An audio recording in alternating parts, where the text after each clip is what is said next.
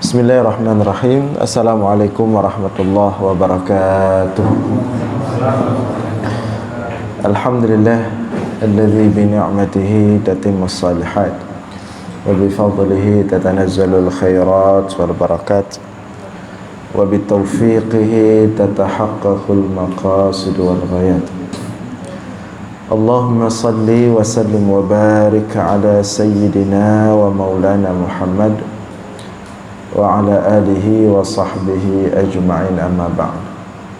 Puji beserta syukur senantiasa selalu kita persembahkan kepada Allah Subhanahu wa taala atas segala limpahan rahmat, karunia dan nikmatnya kepada kita semua. Selawat beriringkan salam juga kita sampaikan kepada baginda Rasulullah sallallahu alaihi wasallam, kepada seluruh keluarga dan sahabat-sahabatnya sekalian.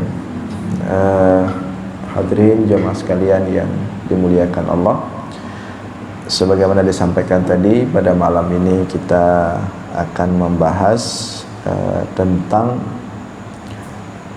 pernikahan, ya, tentang pernikahan atau bab nikah, khususnya tentang batas usia ideal bagi seseorang, baik laki-laki maupun perempuan, untuk menikah, untuk melakukan proses pernikahan. Yang pertama, sebelum kita masuk dalam spesifik masalah usia, pertama sekali yang perlu kita ketahui bahwa nikah adalah salah satu syariat dalam Islam yang aturannya itu diatur sangat lengkap dan detail, ya. Jadi nikah itu adalah salah satu paket syariat dalam Islam yang diatur itu secara detail dan lengkap dalam Islam, mulai proses sebelum nikah yang kita sebut dengan khitbah, sampai proses nikah, kemudian setelah nikah, hak-hak dan kewajiban sesama setiap pasangan, istri dan suami, sampai bila terjadi perceraian, sampai apabila kemudian salah satu daripada pasangan itu meninggal. Itu semua dibahas secara lengkap dalam Islam, secara detail, dari sebelum nikah sampai setelah nikah, dan proses yang terjadi di dalam masa itu tidak ada yang tidak dibahas dalam Islam. Maka dari nikah ini kita dapat melihat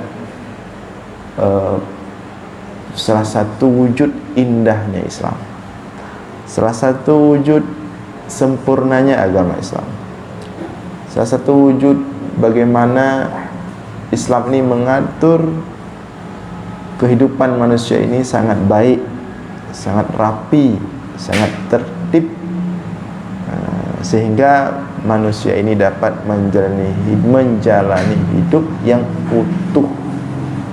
Nah, ini yang pertama, ya. Dan kalau mau kita lihat dengan aturan-aturan di luar Islam tentang pernikahan, tidak kita dapatkan selengkap, sedetail yang ada dalam Islam. Nah, ya, itu yang pertama. Nah, kemudian tentu bab nikah ini adalah bab yang sangat luas sekali, sangat dalam, ya. Kalau tadi dibahas semua, luas tak? Dalam tak bab nikah, kalau kita mau uraikan, mau kita bahas, itu panjang sekali pembahasannya.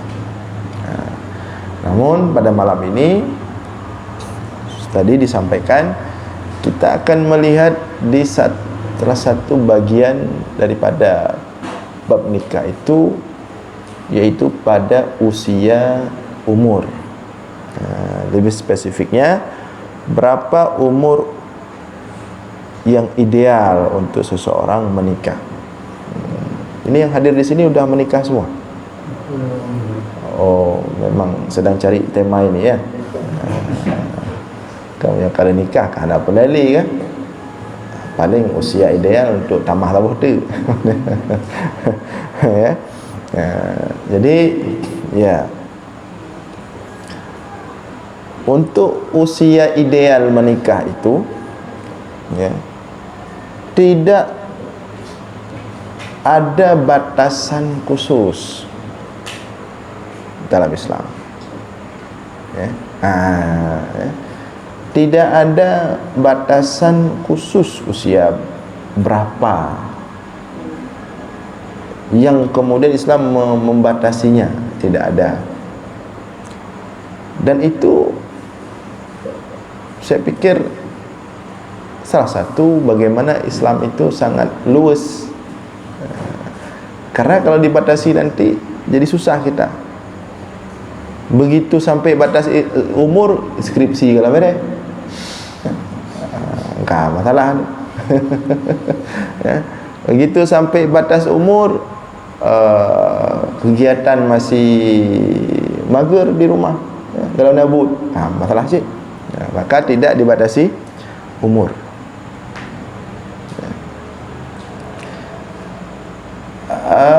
Yang ada itu pembahasan dalam fikih ya tentang nikah itu, yang masalah umur, yang ada pembahasan yang secara spesifik masalah umur itu tentang pernikahan anak perempuan yang masih kecil. Anak perempuan yang masih kecil, itu yang ada pembahasan. Yang pertama, boleh enggak dia perempuan itu dinikahkan oleh perempuan yang belum baligh ya, yang belum baligh. Perempuan belum baligh itu rata-rata umurnya 9 tahun ke bawah. Kalau 9 tahun ke atas, rata-rata perempuan itu udah baligh. Karena perempuan itu lebih cepat balighnya daripada laki-laki. Laki-laki dia agak lambat tu. Perempuan lebih cepat dia baligh, kerana dia lebih cepat haid. Jadi ada pembahasan dalam fikih itu, si perempuan yang belum baligh 9 tahun ke bawah, boleh enggak dinikahkan oleh ayahnya atau walinya tanpa izin dia? Itu yang ada pembahasan, boleh enggak. Kemudian yang kedua, kalaupun dinikahkan umurnya belum baligh, boleh enggak anak kecil perempuan itu diserahkan ke suaminya? Itu yang ada pembahasan. Yang pertama, anak perempuan atau as-saghirah, anak perempuan kecil yang belum baligh, dinikahkan tanpa izin dia sendiri. Dia memang tak tahu apa-apa, masih umur kecil, umur 5 tahun, 6 tahun, mana ada tahu nikah-nikah dia. Ya. Nah, boleh enggak dinikahkan tanpa izin dia, langsung dinikahkan oleh ayahnya? Sebagian ulama mengatakan boleh, tapi syarat yang menikahkannya itu mesti ayahnya, oleh orang lain, tak boleh wali lain, langsung ayahnya sendiri. Yang anak perempuan itu sehari-hari hidup bersama ayahnya, tinggal di bawah didikan ayahnya. Atau kalau dia nggak ada ayahnya, dia hidup sehari-hari bersama kakeknya, itu boleh kakeknya. Yang lain nggak boleh. Ini pendapat sebagian ulama ya. Sebagian yang lain seperti Ibnu Syubrumah dan beberapa yang lain mengatakan tidak boleh perempuan kecil atau ibintus saghirah, perempuan kecil dinikahkan tanpa izin dia, walaupun itu ayahnya. Tak boleh menikahkan kalau dia masih kecil, enggak ada izin dia. Ya. Itu. Adapun kalau perempuan itu sudah baligh, itu enggak ada khilaf. Enggak boleh dinikahkan kecuali harus minta izin duluan. Kalau sudah baligh itu enggak ada khilaf, memang harus minta izin duluan. Tapi kalau belum baligh, itu ulama beda pendapat. Boleh dinikahkan tanpa izin si anak itu atau tidak langsung dinikahkan oleh ayahnya, itu beda pendapat. Itu yang ada pembahasan. Kemudian pembahasan kedua berikutan dari pembahasan itu, kalau dinikahkan belum baligh, boleh enggak langsung diserahkan ke suaminya walaupun sudah jadi istrinya? Ini juga para ulama membahas. Pendapat yang kuat mengatakan bahwa tidak boleh diserahkan ke suaminya walaupun sudah nikah sebelum baligh, tidak boleh diserahkan ke suaminya. Tidak boleh nikahkan ke suaminya. Baru boleh diserahkan ketika umurnya sudah baligh, atau ketika dia sudah punya kemampuan untuk melakukan jima. Sebelum itu tidak boleh. Jadi menikah anak maid inang menikah penikah le rinci umur putun mangtun. Apakah setelah nikah langsung boleh serahkan ke suami? Tidak boleh. Harus tunggu sampai umur 9 tahun atau baligh. Jadi be kalang-kalang anak maid. Be ya lirik-lirik anak maid ni minum SD, mita yang baby draw benda. Beda-beda bacut. Tapi ada jadi dengan anak maid bi tetap payah trip.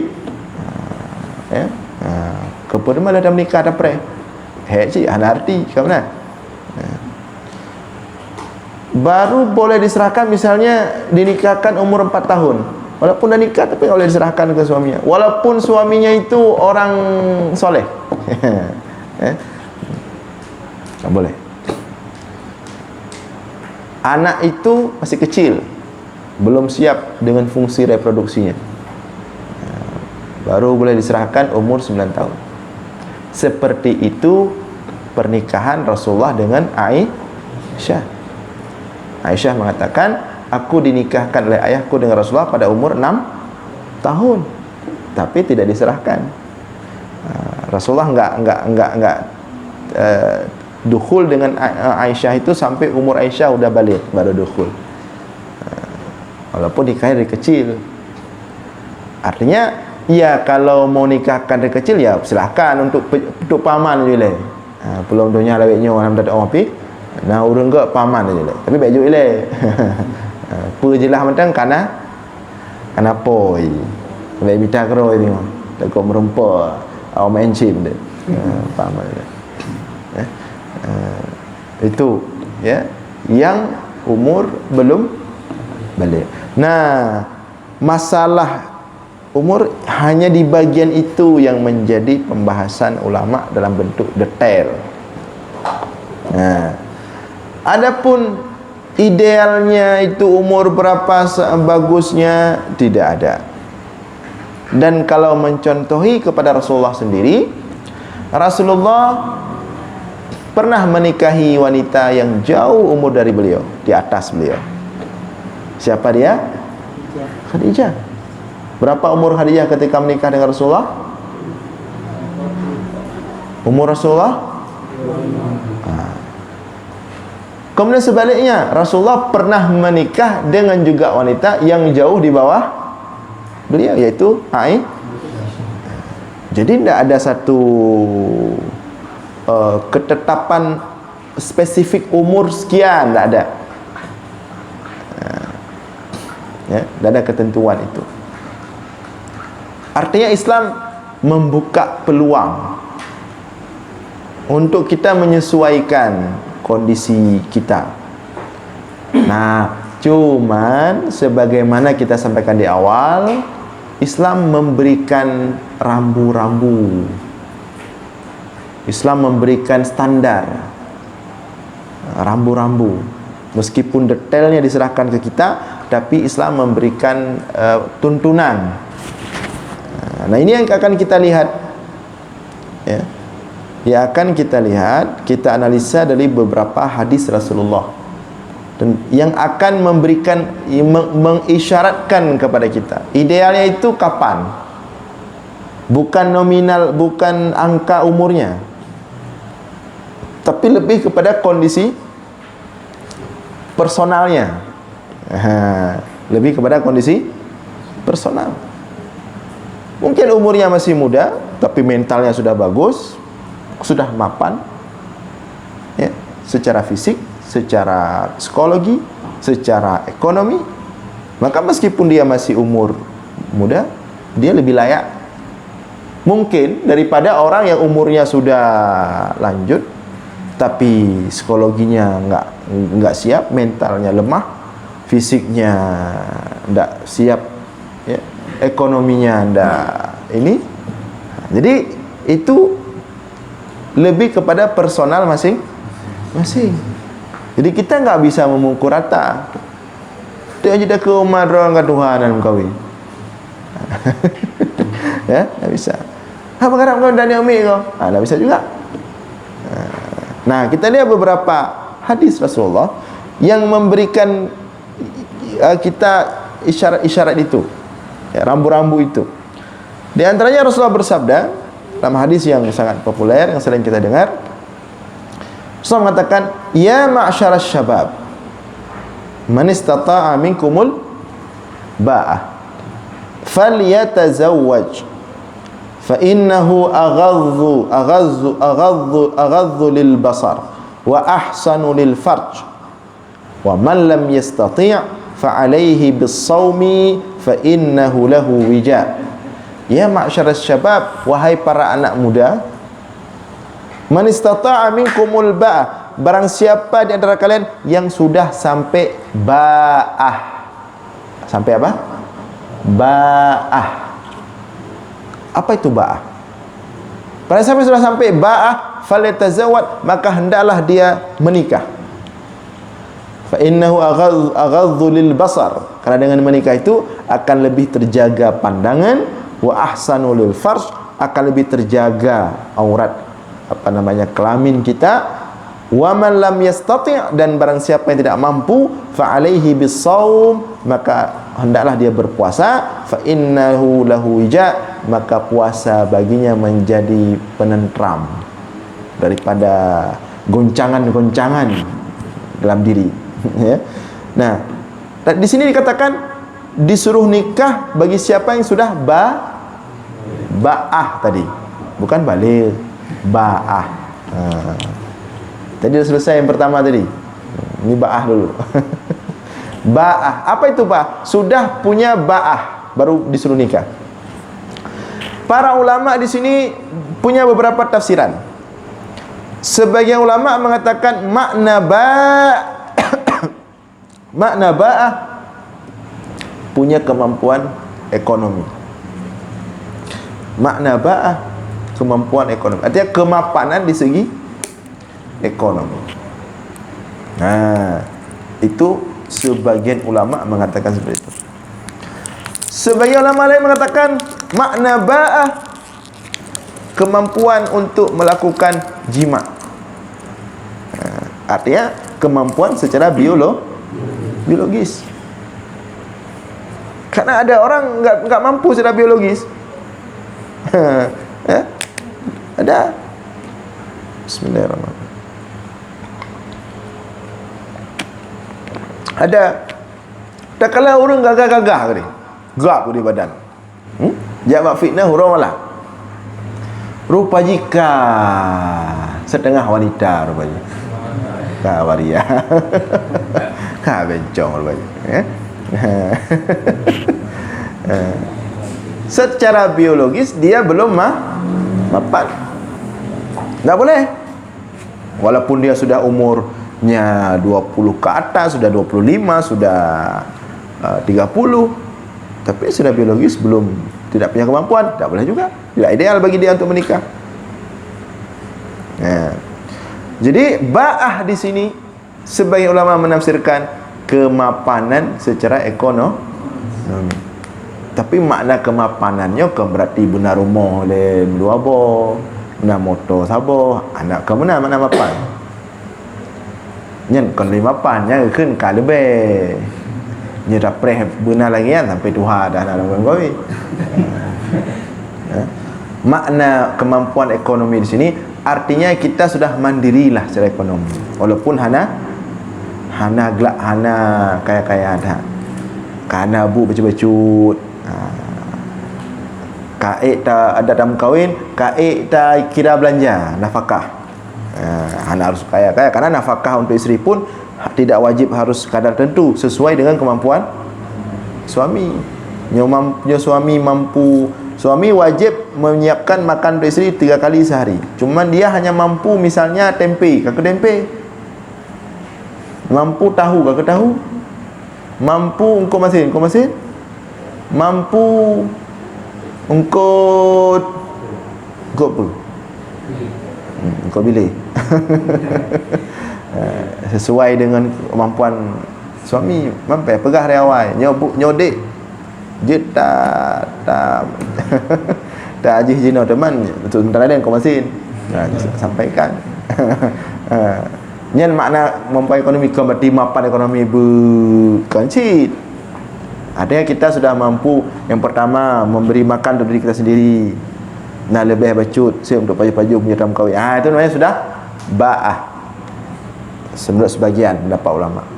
Yang satu lagi ulama mengatakan makna ba'ah di situ kemampuan qudratun alal jima', kemampuan untuk berjima'. Karena memang salah satu tujuan utama maqasid daripada nikah itu adalah untuk memperbanyak keturunan. Maka itu butuh kepada kemampuan jima'. Nah, berarti yang pertama terdapat dari hadis ini, pernikahan yang ideal itu orang yang secara ekonomi sudah punya kemapanan dan secara biologis juga mapan. Jadi harus dipaskan itu. Ini banyak sekali masalah hari akhir-akhir ini. Masalah biologis akibat tidak jaga kesehatan. Akhirnya alat reproduksinya itu tidak mapan. Tidak menghasilkan apa-apa, tidak punya kemampuan yang baik, tidak menghasilkan. Ini banyak sekali hari ini terjadi. Karena tidak jaga kesehatan. Jangan dianggap remeh itu. Jadi jangan dianggap nikah itu yang penting napa yang matang gerak je. Secara biologis harus diperhitungkan juga. Kita harus jaga kesehatan. Kita butuh keturunan. Sekarang banyak sekali akibat tidak jaga makan, tidak jaga pola makan. Banyak sekali orang tidak punya keturunan. Yang suami bermasalah reproduksinya, yang istri lain lagi masalah reproduksinya. Ini enggak ikut ba'ah ini. Maka harus dijaga kesehatan, olahraga dari sekarang sebelum nikah. Jauh-jauh hari. Jangan sebulan baru nikah baru olahraga. Baru berenang, baru semangat dah. Persiapan. Makna ba'ah di sini memang fisik, maksudnya bukan spesifik biologis itu. Maksudnya secara fisik pun bagus, sehat. Bet dalam kahwin tu kata sah ani goi auruh dah. Jangan sampai penyakitan. Karena nanti kalau ba'ah dalam makna biologis enggak tercapai, nanti jadi masalah, memudaratkan pasangan.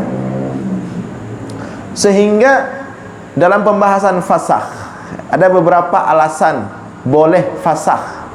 Si perempuan boleh mengajukan fasakh. Di antaranya si laki-laki tidak mampu menjalankan kewajiban biologisnya. Anin, impoten dan lain-lain sebagainya.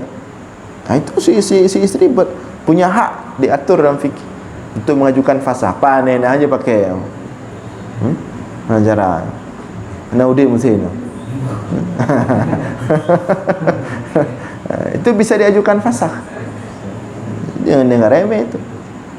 Kemudian di antaranya punya penyakit yang menular. Kemudian seperti penyakit ini juga belang-belang seluruh tubuh. Penyakit-penyakit yang dianggap kritis, itu bisa mengajukan fasakh. Maka ba'ah di sini kita dapat dua makna, mapan secara ekonomi dan mapan secara biologis. Dah dapat syarat ideal. Dah dua syarat ideal. Kemudian hadis yang lain, Rasulullah mengatakan, "Man kana minkum dza taulin falyatazawwaj fa innahu aghaddu lil basar wa ahsanu lil farj wa man la fasawmu lahu wija." Rasulullah mengatakan, barang siapa di antara kalian dza taulin, yang sudah memiliki kesiapan mental, dewasa maksudnya. Karena dewasa itu tidak identik dengan umur. Ada orang udah tua tapi belum dewasa, masih ada anak-anak bawaannya. Ada orang masih muda, baru tamat SMA, tapi udah cara berfikir, ketenangan diri, pintar mengendalikan konflik, merangkul, menyatukan. Ini namanya dewasa. Arti bahasa lain, kematangan jiwa. Zataul, kematangan jiwa. Falyatazawwaj, orang yang sudah seperti itu hendaklah dia menikah. Kematangan jiwa, udah dewasa, berfikir dah bagus, ya, dah siap lah. Jadi kalaupun dia menikah ada hal-hal kurang-kurang, dia mudah dia kendalikan, mudah dihadapi. Fa innahu aghaddu lil basar, maka sungguhnya menikah bagi orang tersebut aghaddu lil basar, lebih menjaga pandangan, wa ahsanu lil fard, lebih melindungi kehormatan, wa man la, tapi bagi yang belum dewasa fasaumu lahu wija, puasa aja.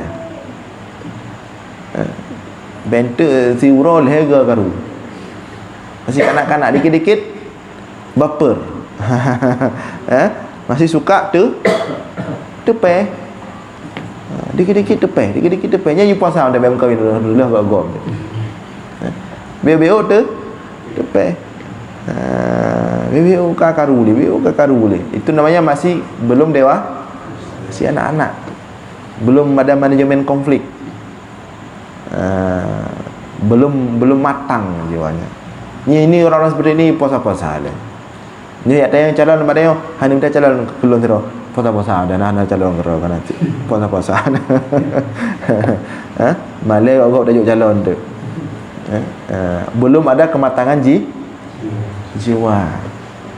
Dikit-dikit marah. Baru mencuri, baru 2 gawe ka blok-blok nombor.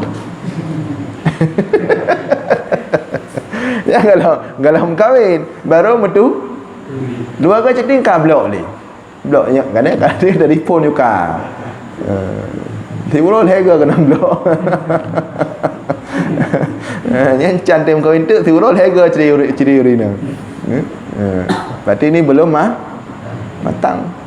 Belum, psikologinya belum siap. Di sini berarti kemampuan secara psikologi. Yang tadi di atas 2, ekonomi dan biologis. Di sini psikologi. Nah, dia dapat 3 syarat ideal menikah. Yang pertama apa tadi? Ekonomi, kemudian biologis atau reproduksi. Yang ketiga psikologi, kematangan jiwa. Nah, yang berikutnya disebutkan dalam hadis tentang perempuan, tapi ini reproduksi juga untuk perempuan. Zawwiju al-wadud fa inni mukatsirum bikum. Rasulullah mengatakan zawwiju al-walud, nikahkan oleh kalian al-walud, perempuan yang walud, yang punya potensi banyak anak, yang bisa melahirkan banyak anak. Artinya perempuan yang subur dan sanggup punya banyak anak. Al-wadud lagi yang punya kasih sayang. Nah, fa inni mukatsirum bikumul umam, karena sesungguhnya aku ingin banyak umatku. Nah, maka ini juga masih tentang biologis tadi. Bagi si perempuan juga, nih. Artinya dia menikah itu pada masa idealnya perempuan itu menikah pada suasana dirinya itu yang sudah siap untuk punya banyak anak. Yang reproduksinya itu sudah siap untuk beranak. Nah, gitulah kira-kira bahasa gamblangnya ya. Dia sudah pada masa usia subur, sanggup melahirkan, punya sanggup melahirkan anak berkali-kali. Berarti kalau yang masih kecil belum. Nah, nih. Berarti sudah selesai dapat kita kondisi idealnya seseorang menikah. Yang pertama tadi kemapanan, yang kedua biologis, baik laki-laki maupun masuk dalam biologis ini reproduksi itu harus siap. Kemudian yang ketiga psikologi, mental, kematangan jiwa. Nah, kondisi-kondisi inilah apabila telah ada pada seseorang, pada saat itulah dia telah mencapai usianya yang ideal untuk menikah. Jadi nggak ada 20 sekian, 30 sekian, tapi kondisi-kondisi ini. Maka di umur berapapun ada kondisi-kondisi ini, berarti dia telah siap untuk menikah, ideal dia untuk menikah. Nah, maka kita lihat kemudian beberapa aturan dengan melihat umumnya manusia. Maka di negara Indonesia kita ada undang-undang, ya, ada undang-undang nomor 16 tahun 2019 yang menyebutkan yang menyebutkan bahwa batas usia minimal perempuan menikah berusia 19 tahun. Itu undang-undang negara kita. Kalau ada umur di bawah itu nggak dibuat surat nikahnya. Itu hasil daripada penelitian, pengkajian, dicek. Rata-rata seorang perempuan itu secara mentalnya sudah mulai sudah bagus lah, reproduksinya sudah bisa, sudah siap, ya, secara biologis sudah siap untuk melakukan jima, untuk melahirkan, sudah siap. Itu pada umur 19 tahun. Jadi kalau di bawah itu bisa membahayakan dia, bisa mengancam psikis dia, psikologi dia, bisa mengancam kesehatan dia karena reproduksinya belum siap. Maka di Indonesia kita ada undang-undang batas usia minimal 19 tahun, menggantikan undang-undang sebelumnya nomor 1 tahun 1974. Itu dulu batas usia minimal perempuan menikah 16 tahun. Tapi saya kira itu tidak ada masalah. Kenapa dulu 16 sekarang jadi 19? Karena orang zaman dulu cepat dewasa. Orang zaman sekarang agak lambat dewasa. Peka lambat, terlalu dimanjakan mungkin ya. Kalau dulu 15 tahun udah dewasa, tamat SMP udah nikah dulu orang. Karena cepat dewasa orang dulu. Kat Tuhan mana min. Ya. Masih udah tua masih suka main TikTok, selfie. Ya. Kemudian menurut BKKBN, berdasarkan Badan Kependudukan dan Keluarga Berencana, orang hasil penelitian juga, umur ideal menikah bagi perempuan yaitu 21 tahun. Karena menurut mereka di 21 tahun ini sudah terpenuhi tadi yang dijelaskan sama hadis Rasulullah tadi. Ba'ahnya udah dapat. Ya kalau kita lihat sekarang kan bahkan orang secara masih SMA pun dah pintar cari duit, dah pintar berbisnis. Sekarang kan cepat itu, jiwa-jiwa bisnis sudah, kalangan milenial sekarang jiwa bisnisnya cepat terbentuk. Anak-anak milenial, kita yang milenial semua ni. Mau urang semua buat urang dengarnya milenial dulu. Walaupun mau wajah kadang agak borong lucu sebagian. Ya. Anak-anak milenial sekarang, generasi sekarang cepat melek bisnis. Itu bagus. Ya, bagus.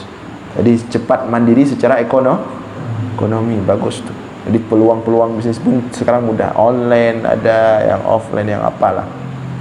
Nah, jadi sekarang sebenarnya untuk generasi milenial enggak ada lagi cerita susah lowongan kerja. Karena milenial itu enggak mencari lowongan dia. Tapi dia milenial itu cari sesuatu apa yang dia bisa buat. Bukan cari peluang untuk kerja di tempat orang. Itu salah satu ciri khas milenial hari ini. Generasi milenial, generasi Z. Sekarang sudah sampai pada masa generasi Z. Generasi UK pun generasi hilang. Mana ni KZ ya? Generasi UK pun kayak kiamat aja. Jadi itu, kalau menurut BKKBN untuk perempuan 21 tahun, untuk laki-laki 25 tahun. Sini rata-rata berapa tahun dah? Nah, yang 25 mana? Nah. Mana? Nak mesti tinggal pegang mandang tu. Orang kalau 25 bukan nak kahwin. Secara biologis belum siap.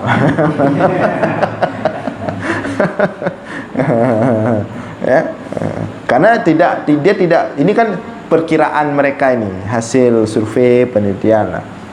Tapi kita tetap pegang 3 rambu-rambu tadi. Kemapanan ekonomi, kemapanan biologis atau fisik, kemapanan mental atau psikis, psikologi. Nah, kemudian berdasarkan beberapa penelitian oleh ahli psikolog juga demikian. Itu berkisar antara 20-25 tahun lah usia menikah yang ideal, baik bagi laki-laki atau bagi perempuan. Namun sekali lagi, dalam Islam tidak ada batasan khusus. Cuma Islam itu memberikan rambu-rambu saja. Cuman secara umum Islam menyatakan menikah itu kalau sudah sampai rambu-rambu tadi, kalau sudah sampai ba'ah tadi, kalau sudah sampai zat taul, sudah ekonomi sudah mandiri, sudah mampu sedikit, secara fisik sudah siap, mental sudah siap, itu Islam menyuruh kita secepatnya menikah. Kalau sudah sampai terpenuhi 3 hal itu belum juga menikah, ini kalau menurut Imam Umar bin Khattab dalam kitab Ihya Ulumuddin, ada 2 alasan orang yang sudah mapan tadi tapi enggak menikah. Ada 2 alasan menurut Umar bin Khattab, yang bukan menurut saya. Yang kita Ihya Ulumuddin di bab nikah jelaskan tu 2 alasan orang sudah terpenuhi 3 tadi tapi belum nikah. Alasan pertama, dia suka buat fasik. Memang dia suka playboy, galak mencewek, suka buat fasik, suka main perempuan. Karena kalau dah menikah nggak bisa main perempuan. Karena toilet kakaru lain tu isteri dengan pelakor bina jalan. Itu kata Umar kata, orang sudah punya kemampuan, dah menikah, 1, dia fasik, suka buat fasik. Jinggalak bubut-bubutnya, yang menikah dia kan hanjit bebas saja. Alasan kedua, karena memang tidak mampu berjima. Lain, hana kemampuan, hana disfungsi. Disfungsi dia ada fungsi. Itu kata Umar, dua alasan. Hana alasan lain, menunjukkan yang pun yang kedua. Maka jangan sampai tertuduh kita. Biar sampai tertuduh dayo Nah, buktikan kelaki-lakianmu, maka menikahlah segera. Punya fasik, mungkin fasik orang pesantren punya fasik. Berarti pasti fikir je. Oh, yang kedua berarti anak ada ya. Badan mentang gagah tapi anak maka biar tidak dianggap seperti itu.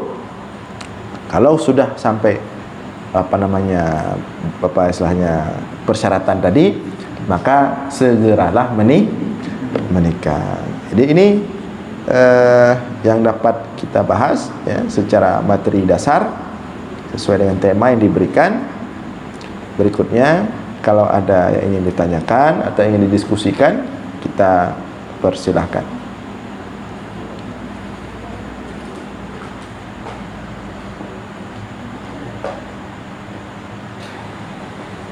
Ustaz, Iya. misalnya ini Ustaz, ayah kita Buddha lah. Ayah. Misalnya seandainya terjadi nanti, kan belum. Berarti jangan kita. Berarti jangan kita. Ada seseorang. Ya. Misalnya nanti merantau atau sekolah lah. Ya. Mama cewek ini juga seorang janda. Jadi nikah sama ayah kita, sama ayah orang. Ya.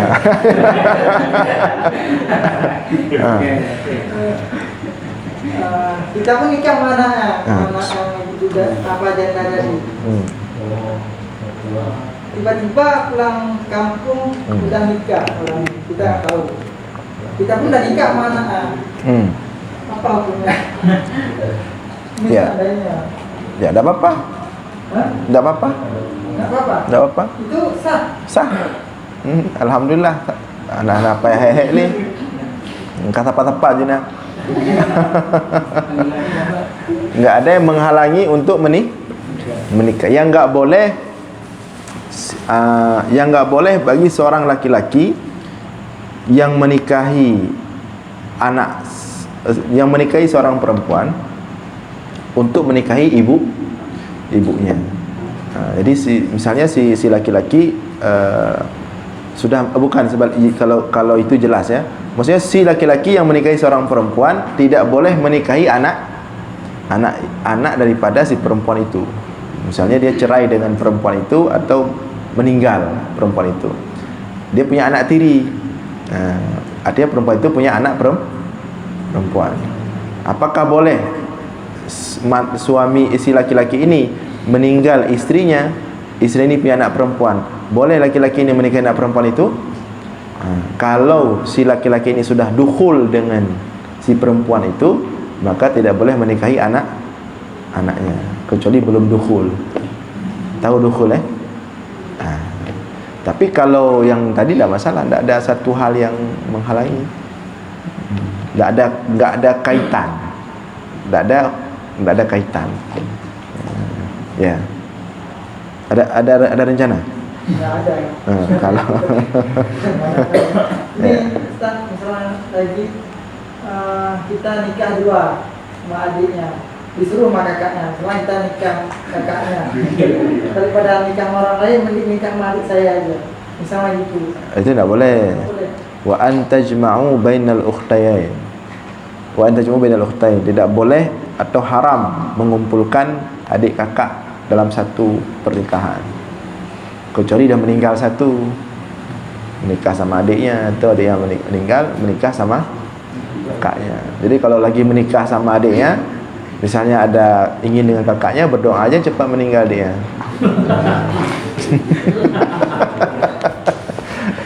Tapi kalau dikumpulin dalam satu pernikahan sekalian adik kakak, haram, tidak sah. Kalau adik sepupu bisa. Sepupu lain cerita. Sepupu bisa. Yang nggak boleh kakak kandung dengan adik kandung. Sepupu bisa. Ya, lain? Ya. berarti kalau si perempuan ini mendapatkan seorang lelaki yang penyakit belang-belang ataupun lumpuh itu boleh dipasang ya. Boleh, boleh. Sebaliknya kalau ada si lelaki perempuan yang Kalau laki-laki nggak perlu fasah dia. Walaupun sehat pun kalau dia cerai bisa. Ini maksudnya arti fasah itu istri menuntut cerai makanya fasah namanya. Kalau si suami nggak perlu dia fasah. Kalau memang dia nggak mau langsung mau belang nggak belang dia bisa cerai aja. bisa kalau misalnya ini pertama misalnya perempuan ini jumpa lelaki memang cukup dan tidak syarat bisa dari segi ekonomi, psikologi sama biologi. Tapi setelah berjalan 10 tahun si laki-laki ini meninggal penyakit penyakit belang-belang ataupun lumpuh. Itu bagaimana hukumnya? Boleh perempuan yang meninggalkan laki-laki? Boleh. Boleh. Hukumnya nasabnya enggak baik enggak seorang perempuan itu meninggalkan laki-laki? Dia bertahan boleh, dia tinggalkan boleh. Karena itu sudah hak dia. Itu namanya hak. Cuman kan kita pakai karena sering nonton film Korea misalnya kan, berarti nggak setia gitu kan. Tapi yang hukum fikih tetap hukum fikih boleh. Cuma kalau dia setia, sudah bersama, begitu sakit-sakit dirawat, ya itu berarti dia dapat pahala, alhamdulillah. Tapi kalau dia nuntut haknya, dia nggak sanggup dia seperti itu, menuntut fasakh, dia lapor ke hakim, hakim harus memutuskan fasakh. Dan nggak mesti belang-belang. Misalnya si suami udah sakit lama, berbulan-bulan, bertahun-tahun, sehingga tidak mampu lagi menunaikan hak atau menunaikan kewajibannya terhadap istri, maka si istri boleh menuntut fasakh. Nah itu ya. Ya. Misalnya sekarang kan bagaimana milenial, anak muda terlalu bebas karena pergaulan semuanya. Misalnya terjadi nih, mereka berhubungan, hamil luar nikah, terus kan dinikahkan. Nah, misalnya yang pertama melahirkan anak laki-laki, terus misalnya melahirkan anak perempuan, itu bisa jadi wali atau enggak gitu? Ya. Anak perempuan yang hamil, anak perempuan yang lahir dari hubungan di luar nikah, anak perempuan itu nggak ada wali. Dia cuma punya ibu, dia nggak punya ayah. Ketika dikatakan nggak punya ayah, berarti dia juga nggak punya karena kan wali itu dari pihak ayah. Jadi dia nggak punya wali. Dia cuma punya ibunya. Jadi kalau dia nikah, ya wali nikahnya itu hakim. Hakim yang menikahkannya. Nah, atau bisa orang lain dia serahkan dirinya untuk dinikahkan. Tapi dia nggak punya wali. Jadi dalam mazhab Syafi'i, wanita yang hamil di luar nikah, maka anak perempuan yang dia lahirkan, seandainya anak perempuan, maka anak perempuan itu nggak ada ayah. Si laki-laki yang telah menghamili si wanita itu, yang menyebabkan anak perempuan lahir, boleh nikah sama anak perempuan itu. Si laki-laki boleh nikah sama anak perempuan yang lahir dari hubungan biologis dia dengan ibu si wanita itu.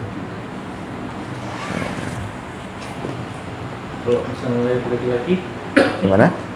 misalnya lahir laki-laki, Dia nggak perlu wali.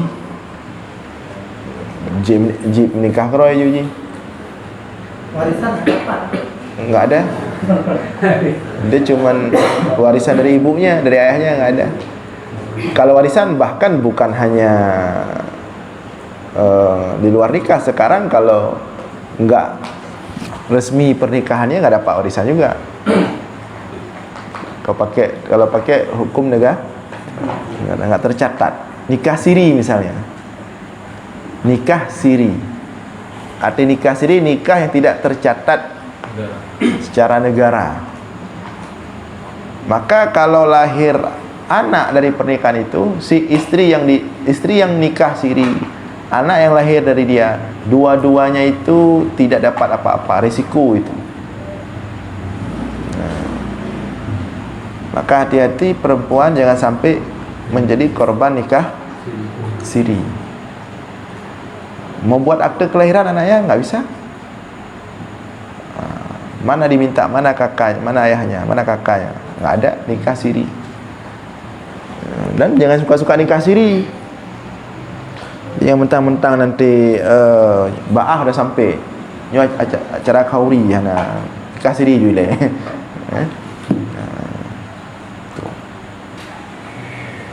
Ya. Lain-lain? Paling trik taubat fidrau menaya yang fasek hana semayang sering lupa ni untuk dia ke nikah ni.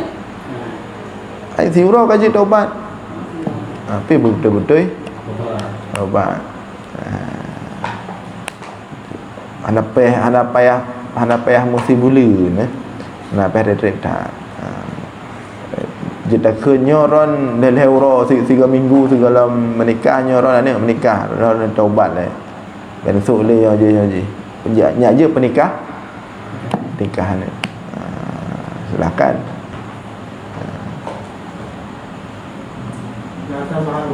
Ya. Kita lagi cerita sama anda taubat hanya pasal itu nikah ni kalau kira sah mana sah. Kalau kita taubat. Kalau taubat tapi dia le ke penikah pasal dah. Baik dah ya. Segala pasal kan dah nikah dah ya. Dah ada pengaruh. Yang penting wati penikahnya.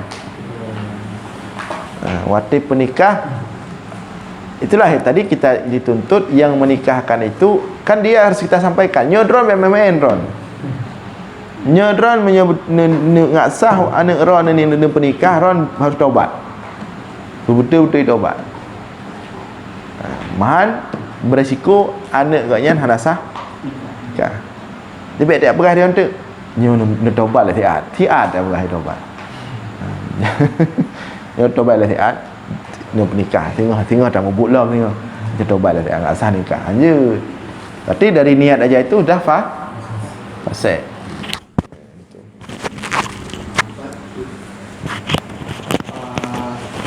Menikah adalah untuk memperkaya rumah dan melihat wanita yang sebelum. Apakah ada ciri-ciri Ustaz untuk melihat wanita sebelum bagaimana?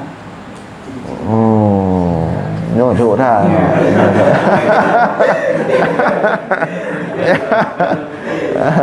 Luk dah. Jadi begini. Makanya dalam proses khitabah atau khitbah itu disuruh lihat wajah dan telapak tangan. Disuruh lihat wajah dan telapak tangan. Kata Syekh Yusuf Qaradawi, tujuan disuruh lihat telapak dan tangan dan disuruh lihat wajah dan telapak tangan. Wajah itu menggambarkan sifat si wanita. Wajah menggambarkan sifat. Sedangkan telapak tangan menggambarkan fisik. Kata Syekh Qaradawi, seandainya si ahli yang melihat, si ahli dia punya ilmu khusus dia. Ilmu ini kan ada ilmu khusus nih. Ilmu khusus nih. Ilmu gerak. Kalau sekarang ada ahli apa namanya? Ahli sekarang kalau ada tersangka kan udah cara dia ngomong, mulut dia hadirkan ahli TV. Coba anda tafsirkan wahai ahli, mulutnya bagaimana gerak-geraknya, ini apa maksudnya? Kalau ada tu. Itu dah ilmu dia. Gerak mata, tidak pegang haba, itu dah ilmunya. Kalau dia gerak matanya kedipnya berapa kali, berarti dia ada maksudnya gini. Dia berbohong atau jujur. Akan ada di ilmunya itu. Jadi kata Syekh Zulkarnain, kalau ahlinya yang melihat wajah dan telapak tangan seorang perempuan, itu kalau ahli yang melihat seolah-olah perempuan itu telanjang. Artinya apa? Dari wajah dan telapak tangan dia tahu semuanya. Sifat dan bentuk tubuh si perempuan itu. Ini menyo ahli yang ada. Maka apa yang tamai ahli menyo ahli. Mampai ahli tak ada kecok je hindu. Baik kalian umah pahlanya kelung macam. Tapi itulah tujuan disuruh lihat muka dan wajah. Ketika itu ada sahabat Rasulullah Jabir, siap peperangan, dia semangat kali pengen pulang, mau nikah. Ditanya sama Rasulullah, wahai Jabir, kemana buru-buru? Saya mau nikah, kata Jabir. Apakah kamu sudah lihat calon istrimu? Belum, ya Rasulullah. Karena dulu kan mungkin orang terlalu percaya, ni minta tabah belum. Nyo kagak baro ni kakegad je. Ya Rasulullah, apakah kamu sudah melihatnya? Belum, ya Rasulullah. Coba lihat dulu. Ya, disuruh lihat wajah, dari wajah memancarkan sifat-sifat, dari telapak tangan memancarkan bentuk tubuh. Nah, jadi memang perlu standar fisik tertentu. Ya tak masalah kalau ada yang mau seperti itu. Itu kan hak. Mantik nah yang galak-galak nonton film romantik lah, yang penting cinta mentang ya, yang celaka ya. Tapi ini kan yang aturan dulu. Boleh. Saya sebelum melihat calon itu baca dulu. Lihat, baca buku, kalau ada buku tentang itu, baca-baca ini kalau begini kalau nyojaro lejih mulus ya, garis-garis ji hana tak nyonya menggerutut menyo hana mendadak pi kiban, itu ada tanda-tanda semua. Kalau lentik je ubut ujung atau panjang-panjang atau atau raya-raya itu semua ada tanda yang menunjukkan kepada tubuh. Mana yang ada pun dia pu jaro raya, pu ubut, pu hitam, pu putih, pu panjang, pu sama saja pada. Yang penting original.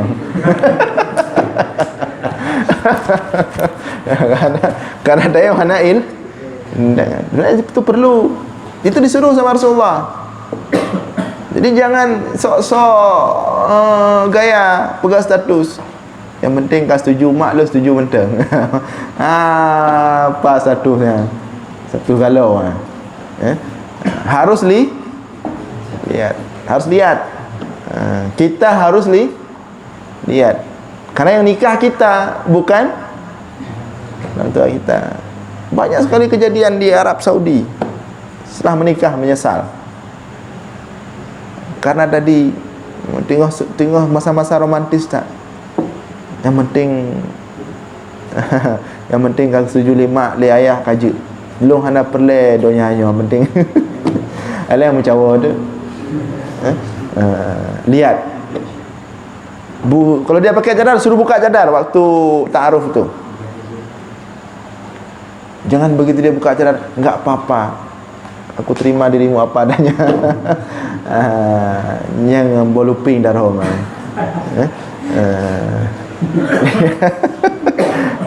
lihat, itu disuruh. Kalau orang tulus, orang ikhlas, walaupun dia enggak ada ilmu, dengan dilihat aja Allah berikan tanda. Menyo ikhlas ni tulus. Senasirau ragam, tulus, ikhlas. Dia udah istikharah, berdoa kepada Allah. Betul-betul menikah untuk kebaikan. Nya menanda hurinan ciga pedih lah Allah. Nyogot, nyohanagot. Cip bukan di mata, di. Mamanya yang perlu, yang penting urina mentang kamu karatat. Ya apa ya? Nah, adapun spesifik subur itu Hanashi ya ilmu. Kiban bentuk, handa depu bentuk kan? Menyo yang dia nyan hana ta. Hai tak baca nah. Baca mana ta ada kembangkan nyan bah masing-masing benda. Atau dia hindu pengajian apa anda. Dan itu lebih kepada ya medis ya. Ilmu medis ya. Mereka bisa membaca itu. Baik. Ada yang lain? Masih ada? Kalau enggak ada, kita sampai di sini. Alhamdulillah. Mudah-mudahan ada manfaat. Demikian yang dapat saya sampaikan. Aqulu qawli hadza wa astaghfirullah li wa lakum wa sallallahu ala sayyidina Muhammadin wa ala alihi wa sahbihi ajma'in walhamdulillahi rabbil alamin. Wassalamu alaikum warahmatullahi wabarakatuh.